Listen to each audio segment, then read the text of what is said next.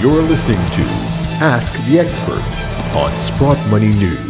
Hello and welcome back to this month's Ask the Expert here on Sprott Money News. I'm your host, Jeff Rutherford, and on the line with me today we have Mr. Jeff Berwick of the Dollar Vigilante. Jeff Berwick is the founder of the Dollar Vigilante. He's also CEO of TDV Media Services and host of the popular video podcast Anarchast. Jeff is known to be an anarcho-capitalist activist and has written extensively about the impending collapse of the US dollar-based financial system. With that, I'm pleased to welcome Mr. Jeff Berwick. Good morning, Jeff. Good morning, Jeff. How are you? I'm very well, thank you. Thank you for joining us here today. Oh, it's my pleasure. So, Jeff, we have a number of questions here from our listeners, ranging from your own role in the anarcho-capitalist movement. I mean, let's start off with that. Our first question is, what is anarcho-happiness? Anarcho-happiness, well, I'm not sure what they mean by that exactly, but I think they're probably alluding to the fact that I am an anarcho-capitalist or an anarchist. That essentially just means, for people who don't know exactly what that word means, especially anarchist, the root of the word is a Greek word, and it just means an, which means without, and archist, which means ruler. And it doesn't mean no rules, it means no ruler. And all it really means is that you don't want to have a violent or forced ruler. You don't want someone to rule you, and you don't want to rule others. So it's actually a very peaceful philosophy. But it gets really skewed in the media and by the government because they want to make the word sound dangerous, because if everyone believed in anarchy, there'd be no government. And so they really want to make it sound as dangerous as possible. But all it really means is that you don't want to be forced or have someone violently or force you to do things. And so it's a very peaceful philosophy, and it's actually gaining really a lot of traction right now around the world, thanks to all these nation states starting to collapse, and as we're seeing the fiat currency system starting to collapse, all of these very violent and thieving collectivist systems, which is what all governments are, and their central bank cohorts, which is how they've been able to do a lot of the things they've been doing for the last century, are all starting to collapse, and people are starting to realize that there is a much better option, and it's a much, it would actually, if we got rid of these nation states and central banks, the world would be a much more peaceful and prosperous place. You're seeing more of, I guess, an awakening happening right now globally as far as how people are perceiving the world, and likewise the powers that be, I guess, is what you're saying, Joe. Yeah, absolutely. I've written quite a bit about it, that, like I just mentioned, the states are in a state of collapse. So there's two things happening right now, in my opinion. All of these very, it's almost communist-style governments, which we have all across the world now. And I say communist-style because you look at the U.S. today, and it's so centrally planned. Everything is so planned, regulated, taxed. And then you have the central banks, which are inflating. And central banks are actually a tenet of communism. They're definitely not a tenet of capitalism. Capitalism doesn't have taxes or central banks or regulations. It's all done by the market. So we're seeing all of that starting to collapse now, thanks to all the debt that they've accumulated over the last, especially 40 years since the US dollar, which was the reserve-backed currency of the world, went off the gold standard in 1971. And so they had about 40 years now to accumulate all this debt, all of these liabilities. You know, have the US that has over $17 trillion worth of debt, is actually close to 18 trillion now. You can barely keep up with the increases. And then if you include their debt and liabilities, which include things like socialist insecurity and all their other liabilities, which they owe to people, it's actually well over $85 trillion, which if you work it out is about $250,000 per person in the U.S., so $1 million per family of four of just federal government debt and liabilities alone. So this system's in collapse. And at the same time, thanks to the internet, people are starting to realize that this was a terrible system. And that there's much better ways to organize ourselves as human beings, and actually the market and spontaneity in the market to create solutions for everything, including policing, courts. All of these things can be done by the private market, and we're starting to see in places like Detroit and around the world, but in Detroit and Oakland, where the municipal governments are so bankrupt up that they can't even provide the traditional sort of police services. Not that you'd want most of them, because most of the time they show up and just shoot your dog and then write down something that happened. But you're seeing in Detroit, like, private police agencies popping up, private security agencies, and they're doing a fantastic job. So there's two things at work here, and it's a really interesting time. It's definitely going to be a very interesting years ahead as these status systems collapse, as the fiat currencies start to collapse because of that, and as people start to awaken. So it's going to be incredibly interesting times, and also very dangerous times, and that's where things like precious metals come in to get through these sort of massive transitionary stages. Now, let's take a look at the idea of the fiat currency collapse. Do you think that the expected fiat crisis will be a severe deflation followed by hyperinflation? No, I don't. We haven't. First, we should define terms. Deflation and inflation is actually just an increase or a decrease in the money supply. What many people call deflation and inflation nowadays is actually a symptom of deflation and inflation, which is prices rising. So, for example, right now, we haven't seen deflation in the U.S. in decades, pretty much since the Great Depression in the 1930s. There's never been a decrease in the money supply from the Federal Reserve since then over an extended period of time. And so people really misequate these things and get confused about them. But no, I don't think there's any sign of a deflation. If you look at Japan, which is really about 15 years or 20 years ahead of the U.S. in terms of where they were, they had their property bubble, a massive asset bubble caused by massive money printing back in the 80s. And they decided to go to what the U.S. is now doing, which is 0% interest rate, and to print money. But they actually didn't print anywhere near the amount of money that the U.S. did. But now that the Bank of Japan last year said they're going to try to double the yen money supply in the next 2 years, which is complete insanity and is pretty much textbook or definition of hyperinflation. We're going to see nothing but inflation. You've seen Ben Bernanke and now Janet Yellen saying that they're going to keep interest rates at 0% until 2015, and they keep saying they might change that, but they really haven't shown any signs of it. And I don't think they can change it, because the amount of debt now in the U.S. With the federal government, like I said, is nearly $18 trillion. So if they were allowed the interest rates to go to, for example, let's just say 10%, keep this easy because I went to public government schools, indoctrination camps, so I'm not very good at math, but $18 trillion at 10% would be $1.8 trillion per year in interest payments on the debt alone. That's almost the entire tax base or extortion base of the U.S. government. So they would be seen as being completely insolvent at that point in time. So they can't really allow interest rates to rise. If they did, they would very quickly, essentially they have two options. They could allow interest rates to rise. That's what happened in the around 1980 with Paul Volcker in the Federal Reserve. But back then they didn't have enough debt that it became a problem. So even when interest rates went to a fairly free market natural level of about 18% at its very peak, the U.S. government at that point in time in 1980 only had $900 billion, so less than $1 trillion in total debt.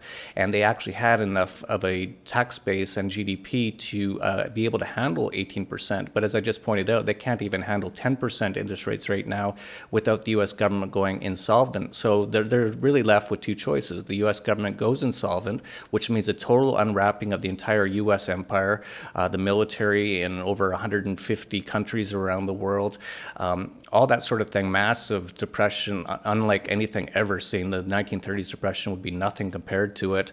The food stamps would be, there'd be no money for food stamps, no money for Social Security, no money for, and about half of the U.S. Public right now is dependent on the U.S. government for just to live. There's 50 million people on food stamps in the U.S. right now out of a total population of about 300 million. So that's 1 in 6 people can't even really afford to eat right now without government assistance. And it's actually 1 in 4 children, which is a massive amount, obviously. So they can't really afford well, they can't. It's going to happen one way or another. But I think if you look at history, every single government, when faced with this situation, whether they go insolvent or they hyperinflate the currency, almost every single time, and in fact, every single time that I know of, when they have that option, the government will hyperinflate the currency, and that's what we're starting to see. If you look at the monetary base of the U.S., it's definitely gone nearly a hockey stick vertical. Now, Jeff, you kind of obviously talked about deflation and what they're doing in Japan, and likewise how it may affect the U.S. But how might the price of gold perform in a deflationary environment? Well, I don't think deflationary environment is going to happen. But let's just theorize on that for a second. Let's say that the Federal Reserve says we're not going to print any more money. We're going to allow the interest rate to rise to its market level, which would be probably well over 18%, because there's so much more misallocations of capital in the economy, so much more problems in the economy than there was in 1980. The interest rate would probably rise to over 50%. If they did do that, like I said, the U.S. government would go insolvent. Most of the banks in the U.S. are all have a lot of U.S. Treasury bonds as their actual reserves, their backing. Many places around the world, in fact, have the U.S. dollar and Treasury bonds as their backing. And so we would see a massive systemic collapse at that point. We would see pretty much every bank almost in the world go under. We'd see the entire financial system collapse. And how would gold react in that environment? I think it'd do quite well, obviously, if the entire financial system collapsed. But I don't think deflation is even a possibility. But if it is, either way, the system's going to collapse. And the other option, of course, is hyperinflation. And we all know that gold would do quite well in that as well. Let's take a look now at our economic system in terms of how it kind of works with gold. So currently, the system is independent of gold. So as we're on the verge of a great deflationary cycle, printing money can barely counteract the deflationary forces that keep the economy from growing. So how does the gold price, or the price of gold, increase under these sort of circumstances? Well, I think, again, the assumption that there is a great deflationary cycle happening is totally incorrect. So if you look at every single thing in the economy right now, you look at the stock markets are at all-time highs nominally. You look at commodities, many of them are at all-time highs. You just have to look at the news and you see houses for sale for fractions of $1 billion, literally over $100 million for many houses in places like New York and London. You look at the food price index; it's gone up. It's doubled in the last decade in real terms. There is no deflationary forces at work at all. I think this. All we're seeing right now is a massive amount of inflation, and of course, many people pay attention stupidly. And I use the dictionary definition of stupid here, which means a tendency towards self-destruction. But they stupidly pay attention to government stats, which things like the CPI, the Consumer Price Index, which they tell people, and some people apparently believe that that's actually a gauge of inflation. First of all, you can't actually add up all the prices in an economy and divide it by a certain amount and get an average price index. That's impossible to do. You can't add up a haircut, a car change, a Apple computer, a new modem or whatever it is, and divide it by 4 and get some sort of number. It's impossible. But the government tries to say that that's the thing. But then of course they say hedonically adjusted. I say hedonistically adjust all these numbers. They actually will do things. This is what they've been doing over the last 20 years. They will actually say, let's say they have in their consumer price index, they have steak as one of the food indexes. If the steak rises too much in price, they'll actually replace it with ground beef and just say, well, that people just prefer ground beef now because steak's too expensive, and they'll just change it to that, and eventually they'll get down to cat food the way that they're going.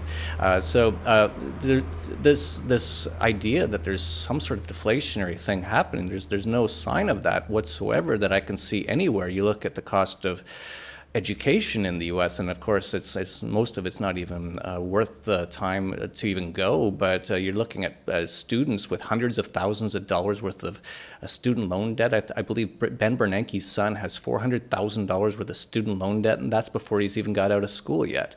This is a massive inflationary thing happening right now, and I don't know where anyone gets this idea that there's any sort of deflation anywhere. So let's take a look now. Moving away from deflation now. We have a question in regards to gold and gold companies, gold production itself. So with gold companies barely staying alive, how are we going to have a growing supply of gold when they can't afford to keep producing? The demand for gold keeps on going up, but the prices do not. Why do you think this is happening? What reason do you think there is for this? Well, I think this question from one of your readers or listeners has a few sort of assumptions built into it that are a little off base. How are we going to have a growing supply of gold when they cannot afford to keep producing? Well, that's actually a good thing in terms of price if he wants the price to go up, because obviously if people can't afford to produce, they're going to stop producing, which will actually decrease the supply, which will increase the price. The listener says that the demand for gold keeps going up, but the prices do not. I'm not sure about the demand for gold going up. There really is no way to quantify the exact demand for gold. Definitely there is some. I think this listener is alluding to the fact that there might be some manipulation in the market. And of course, there's manipulation in every market. I know that Eric Sprott and many others are quite vehement about the massive amount of manipulation going on. I'm not sure to what extent there is manipulation. I think the price of gold and silver can be fairly well explained just by the market. Over the last 5 years, it was the same old time-tested thing where we had a near financial collapse. And even George Soros said in 2009 that in 2008, the financial system collapsed, but all they're doing now is printing money to keep it alive, and that's still the case to this day. So this money printing has just fooled people, and it's actually gone on longer than I expected. I didn't think it would last 5 years, that people would believe this money printing was actually fixing the economy and everything's going to be okay now, and green shoots and the fairy tale recovery, or whatever they got, Goldilocks recovery. I call it a fairy tale recovery because it is.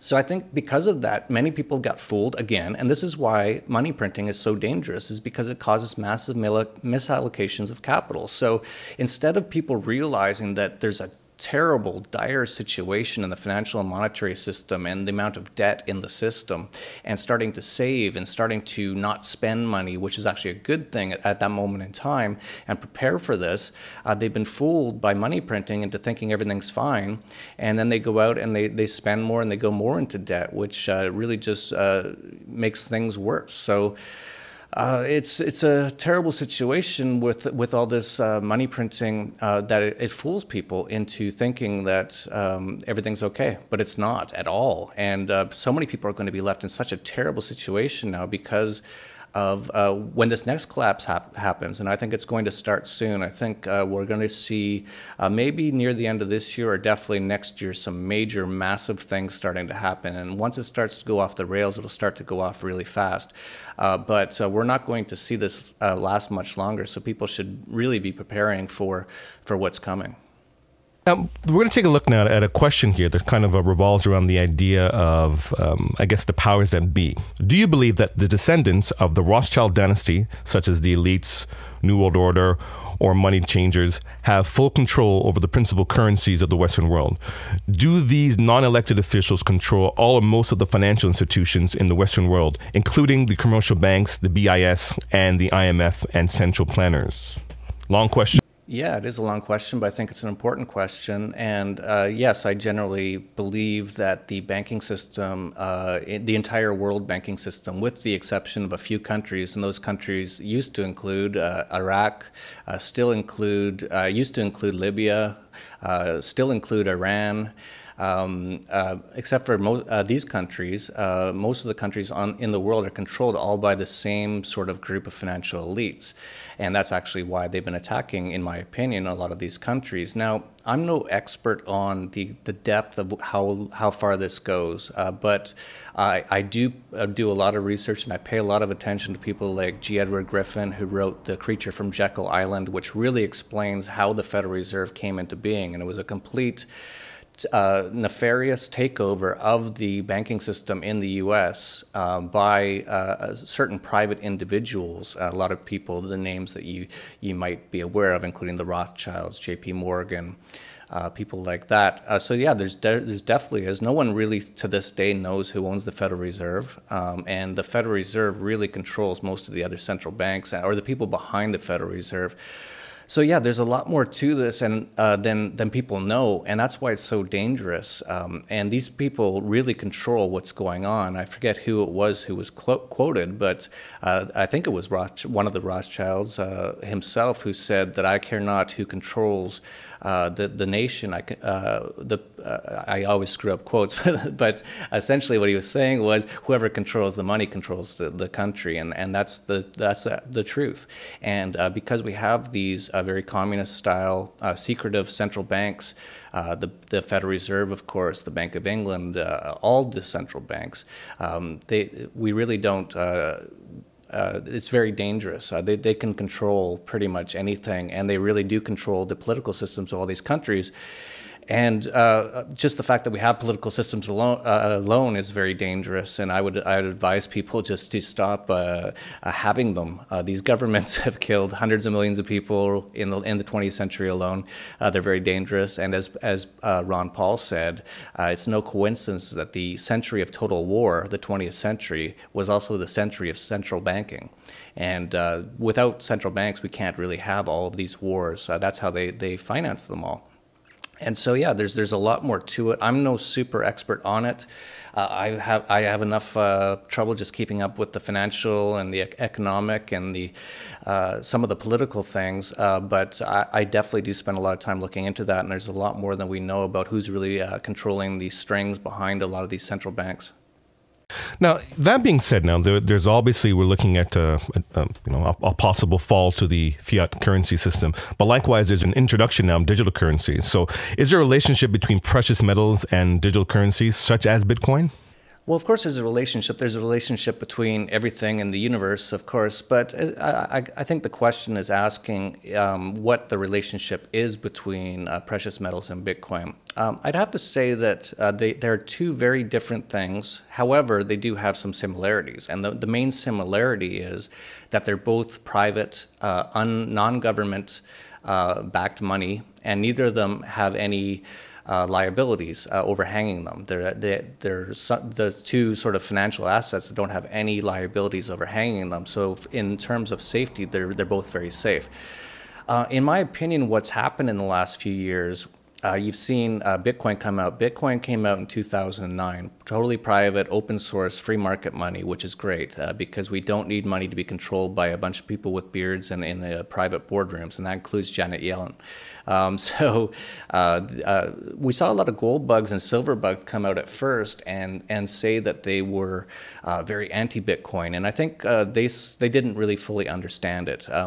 In reality, Bitcoin is complementary to gold and silver and precious metals. Precious metals, of course, one of the greatest things about them is that they are hard assets. So no central banker can dilute the value of their precious metals. They still will be worth something. They're still worth something to people around the world. So that's one difference. But however, governments can steal precious metals, and that's of course something that isn't something that hasn't happened before. That happened in the U.S. in 1933 when the U.S. government made it illegal for U.S. citizens, or slaves as I call them, to own gold, and confiscated it, and they couldn't own gold until after 1973, really. That's one of the downsides to precious metals, is there is that risk of theft from governments. And of course, the main reason for owning gold and silver is because you want to have a security from the theft from government and from them devaluing their fiat currencies to the point where they're worthless.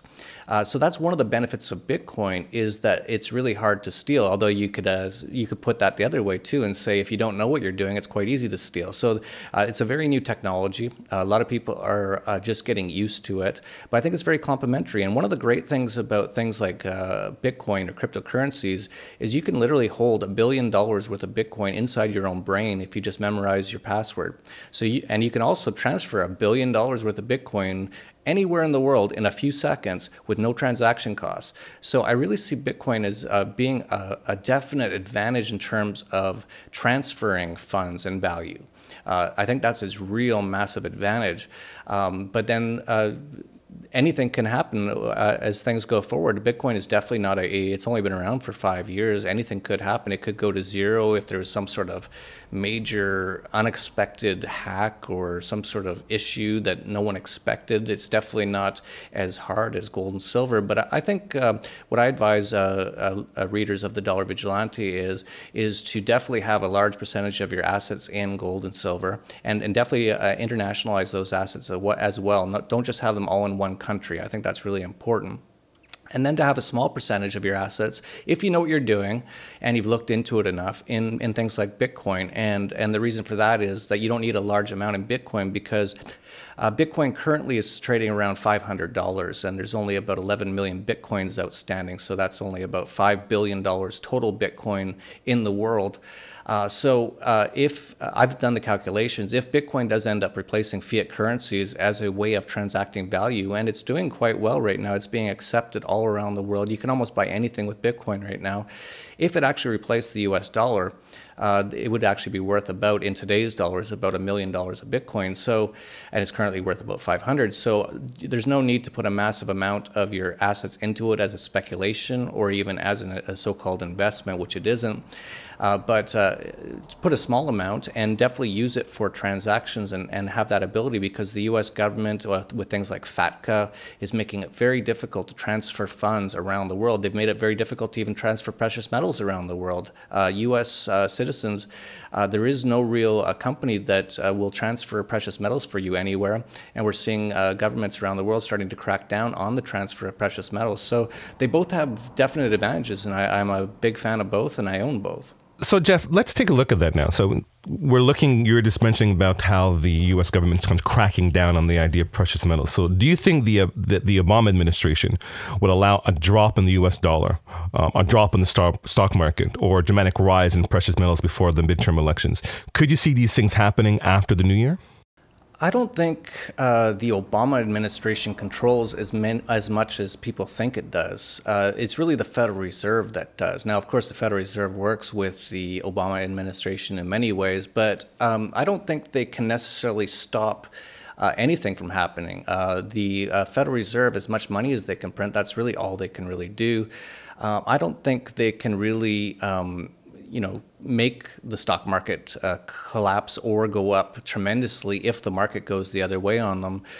And I don't think the elections are all that important anymore. I think most people have figured out that with the two-party system in the U.S., there's just two teleprompter readers and one guy or one group behind them telling them what to do. There's no difference between them anymore, so it doesn't really matter. And so I don't think the election is really an issue at all. I think it used to be in the past more, when there used to be more of a semi-real political system in the U.S., but most people nowadays are waking up that there is no real difference, and it doesn't really matter. You look at the Congress approval rates, it's in the single digits. There's just, people have lost faith in the political system for the most part, and those that haven't are going to lose more and more every year, and that's what we're seeing, the trend. So yeah, I don't really think that the elections in the U.S. have any real bearing on the direction of any of these things, including the dollar and the stock market. I think it's more to do with how quickly the system collapses. There seems to be just a lot of smoke and mirrors overall, Jeff. And I think, as you said in the beginning of our interview here, a lot of people are waking up, but we need more people to wake up and see things for what they are. So kind of moving along here as well, Jeff. So talking heads predict that gold and silver prices will eventually break free and reach unprecedented levels. When this happens, what would happen to the US dollar? Well, I think and that's another question from one of your listeners that's a little off base or confused, because the reason why gold and silver prices will eventually break free and reach unprecedented levels is because the US dollar will be collapsing and all fiat currencies will be collapsing. That's when that will happen. That's the main driver behind what's going on in gold and silver. We've had the bull market that started around the year 2000. We've had a temporary bear market since about 2010. It's gone on longer than I thought it would, but it's all dependent on the confidence and the of people in the current economy and in the currencies, which is all going to start to collapse again very soon. One thing I should warn that a lot of people, and for example, this listener who wrote this question, they seem to think that gold and silver is going to go to $1 million an ounce and they're going to be billionaires and super rich. If gold and silver go to $1 million an ounce, a Big Mac at McDonald's will probably cost $20,000. So these ideas that gold and silver will make everybody rich isn't necessarily the total case. Now, it definitely will make people a lot of wealth. But more importantly, it will save them, because what's going to happen is so many people are going to be losing so much over the next few years that even if you just stay at your current level or above, you're going to be so far ahead of the pack in terms of your wealth and the assets that you can now buy compared to the rest of the market, that you will be wealthy. But this idea that gold and silver will go to $1 million and people will be billionaires and trillionaires and have massive yachts, even if they only had a few gold coins, is not the case. It's the original question was what would happen to the dollar if gold and silver rose, and I think the answer to that question is gold and silver will rise as the dollar falls, and the dollar falling is all but baked in the cake mathematically. Kind of keeping in line now in terms of the price of gold rising, when do you envision gold and silver beginning to rise again, as it did in the early 2000s when it went from $200 to $1,900 at its peak? Well, I definitely expect, I think we've seen the bottoms in both gold and silver, and the stocks, the mining stocks as well. I think in the last year we've definitely seen the bottoms. I don't think we're going to go any lower.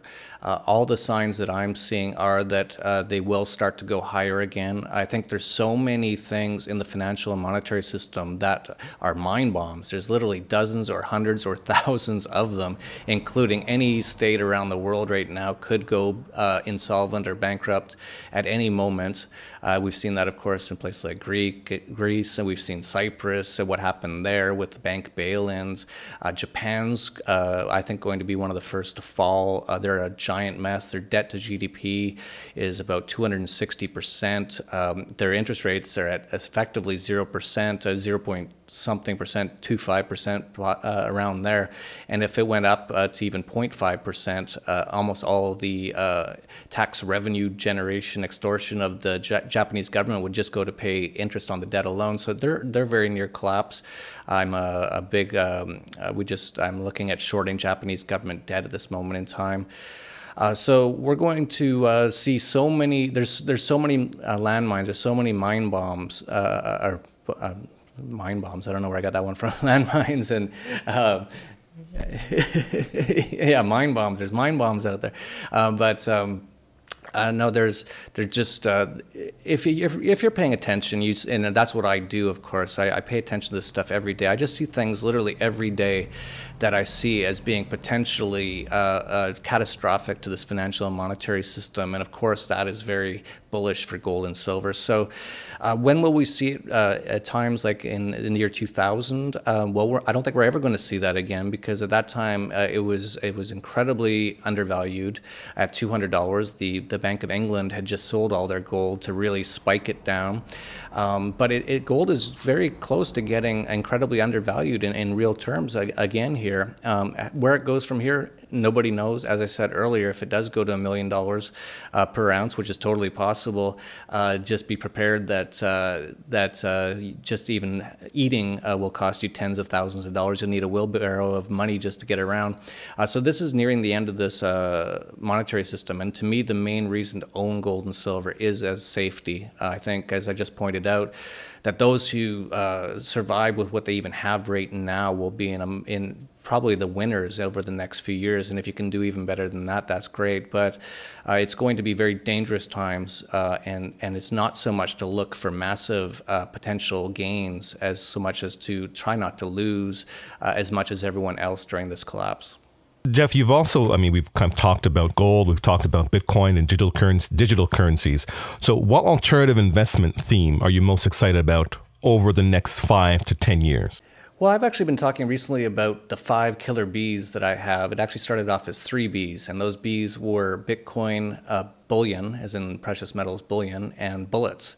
And then I added a couple more. So just to briefly go through them all, I think those are the 5 most important over the next, to survive what I call the end of the monetary system as we know it, which I believe is coming in the next few years, no more than 5 to 10 years maximum. I can't see it possibly going longer than that.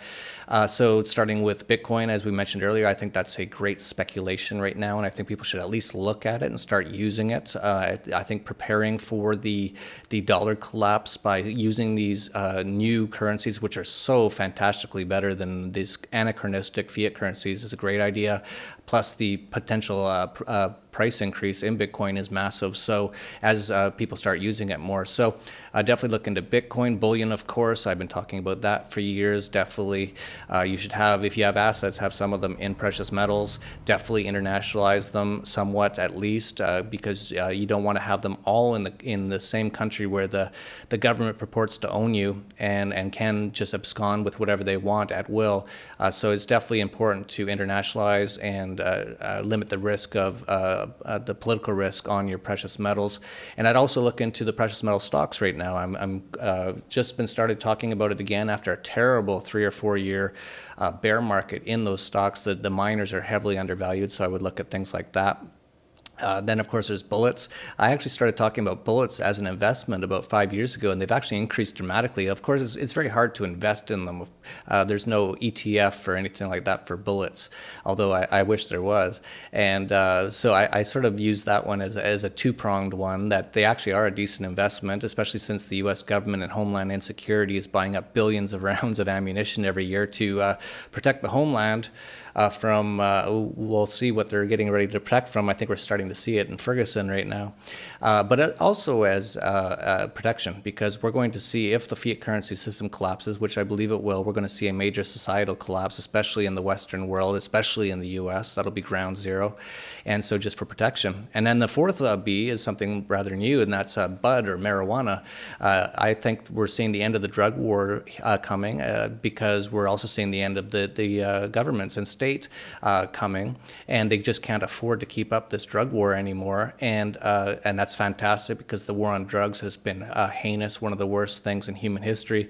So we're starting to see marijuana, or what they call medical marijuana, become legalized all around the world. Colombia just announced it just the other day. Canada is pretty much legalized medical marijuana across the board. We have in the U.S. many states, including Colorado and Washington, have decriminalized medical marijuana, or even just marijuana, which is the exact same thing, but it's a stupid definition that they use so they can control it.